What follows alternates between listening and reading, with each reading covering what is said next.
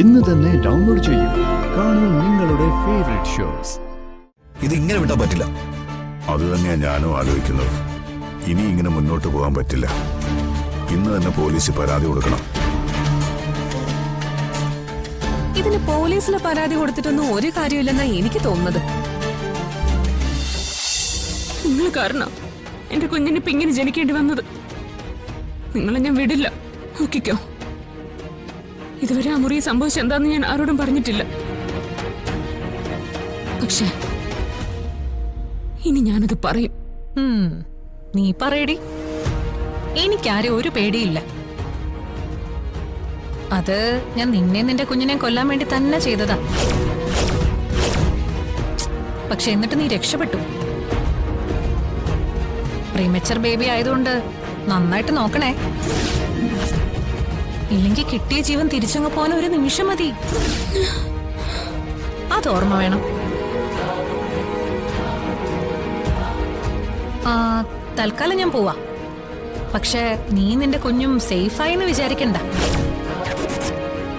നിന്റെ കുഞ്ഞിനെ ഇപ്പൊ ഭാഗ്യത്തിന്റെ അവതാരമായിട്ട് എല്ലാരും വാഴ്ത്തുന്നുണ്ടല്ലോ. അധികം താമസിയാതെ എല്ലാവരും അത് തിരിച്ചു പറയും. അത് നിങ്ങൾ പറഞ്ഞു പരത്തിയതാന്ന് ഇപ്പൊ എല്ലാവർക്കും മനസ്സിലായി.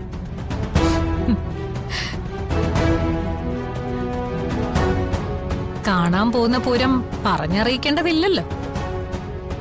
ഇപ്പോ ഞാൻ നിന്നെയും കുഞ്ഞിനെയും കാണാൻ വന്നു, കണ്ടു. വിചാരിച്ചത് സാധിച്ചില്ലെങ്കിലും ഞാൻ പോവാ. പക്ഷെ തിരിച്ചു വരും. അത് നിങ്ങളുടെ സ്വപ്നം മാത്രം. താമസിയാതെ നിങ്ങൾക്കത് മനസ്സിലാവും. കാണാം. അപ്പൊ ശരി, കുഞ്ഞിനെ സൂക്ഷിക്ക്. ഞാൻ ഇനിയും വരാം. വേണ്ട, നിങ്ങൾ ഇനി എനിക്ക് കാണണ്ട. പക്ഷേ എനിക്ക് കാണാതിരിക്കാൻ പറ്റില്ലല്ലോ. ഞാൻ വരും. നീ എവിടെയാണെങ്കിലും ഞാൻ വരും.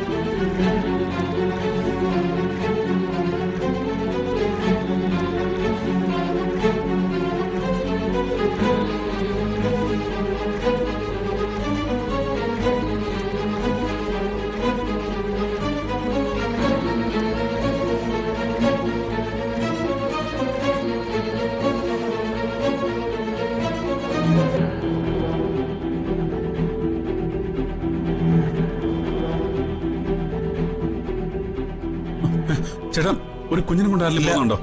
ഒന്ന് ഓർത്തു നോക്കിയല്ലേ? കണ്ടില്ല. സാറേ, കുഞ്ഞിനെ കിട്ടി. കുഞ്ഞു മുറിയിലുണ്ട്, വേഗം ചെല്ലേ.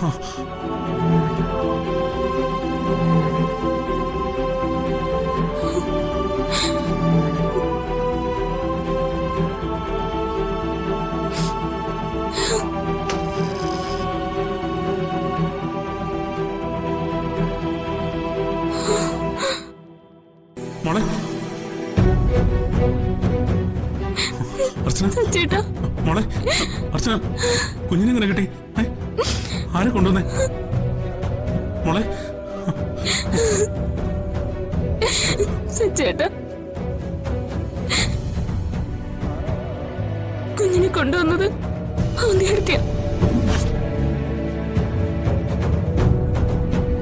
അവന്തിയെടുത്തിയോ? അവരെങ്ങനെ?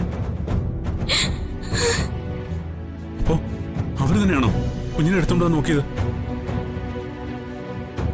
രക്ഷപ്പെടാൻ പറ്റാതെ വന്നപ്പോ തന്റെ കൈ കൊണ്ട് തന്നിട്ട് പോയതാവും.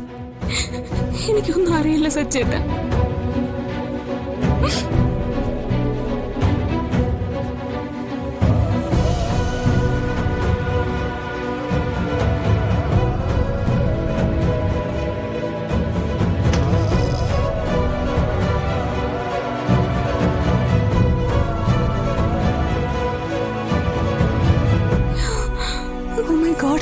കുഞ്ഞിന് കുഴപ്പമൊന്നുമില്ലല്ലോ അല്ലേ? ഇല്ല ഡോക്ടർ.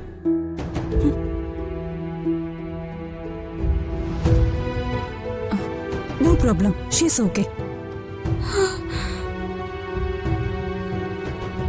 നിങ്ങളാണോ കുഞ്ഞിനെ അവർക്ക് ഹാൻഡ് ഓവർ ചെയ്തത്? സോറി ഡോക്ടർ, അവര് നഴ്സിന്റെ വേഷത്തിലായിരുന്നു. അതുകൊണ്ട് എനിക്ക് ആദ്യം മനസ്സിലായില്ല. രമണി സിസ്റ്റർ ആണെന്നാണ് ഞാൻ ആദ്യം കരുതിയത്.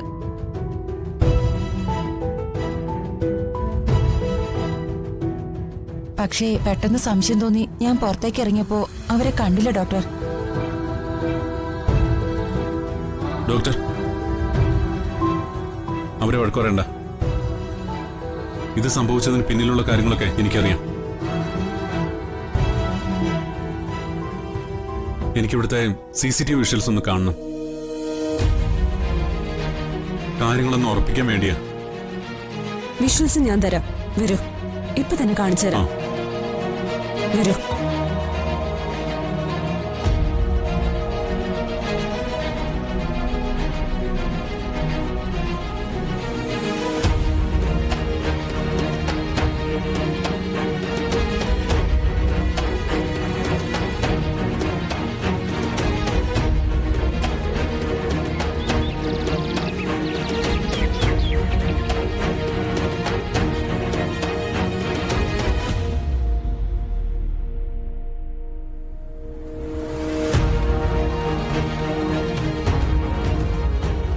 എന്തൊരു ദുർവിധിയാണിത്.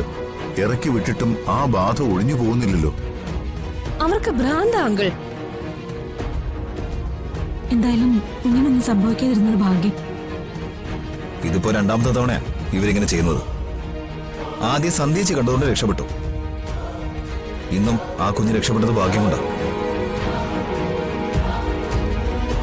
അച്ഛാ, ആരെ കൊല്ലാൻ ഒരു മടിയിലെത്ത സ്ത്രീയാ അവരെ. കുഞ്ഞിനെ എടുത്തോണ്ട് പോകാൻ ശ്രമിച്ചാല് അവർക്കെതിരെ കേസ് കൊടുക്കണം. തെളിവിന് ആശുപത്രിയിലെ CCTV വിഷ്വൽസ് ഒക്കെ ഉണ്ടല്ലോ. അങ്ങനെ കേസ് കൊടുത്തിട്ടൊന്നും ഒരു കാര്യമില്ല.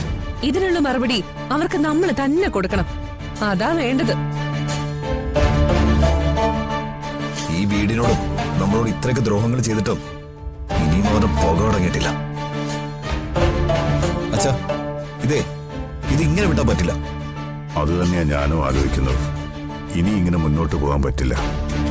ഇന്ന് തന്നെ പോലീസിൽ പരാതി കൊടുക്കണം.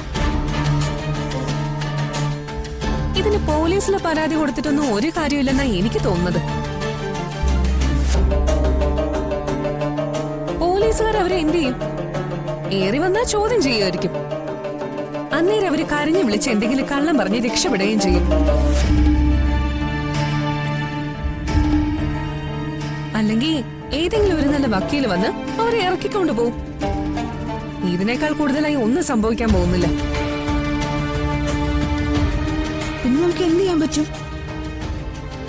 അവരെ പേടിച്ച് ജീവിക്കേണ്ട ഒരു കാര്യവും നമുക്കില്ല. അവരും നമ്മളെ പോലൊരു സാധാരണ സ്ത്രീ തന്നെയാ. അതാ ഞാൻ പറഞ്ഞത്, ഇതിന് നമ്മൾ തന്നെ പ്രതികരിക്കുന്നതാ നല്ലതെന്ന്. നിങ്ങൾക്ക് എന്ത് ചെയ്യാൻ പറ്റും? അവിടെ പോയി നിങ്ങൾ എന്തെങ്കിലും പ്രശ്നം ഉണ്ടാക്കിയാൽ അത് പിന്നെ പോലീസ് കേസാവും, പറഞ്ഞേക്കാം.